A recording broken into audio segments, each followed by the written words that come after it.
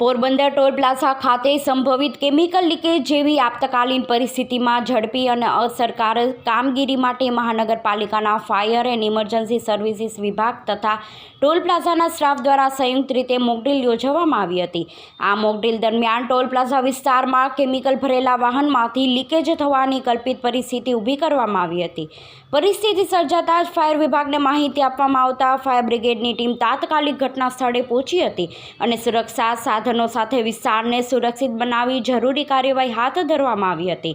Fire વિભાગના અધિકારીઓ અને સ્ટાફ દ્વારા કેમિકલ લીકેજને કાબૂમાં લેવાની પ્રક્રિયા, આસપાસના વિસ્તારને સુરક્ષિત બનાવવાની કામગીરી તથા સંભવિત અસરગ્રસ્ત વ્યક્તિઓને બચાવી સલામત સ્થળે ખસેડવાનું રેસ્ક્યુ કામગીરી પ્રદર્શન કરવામાં આવ્યું હતું.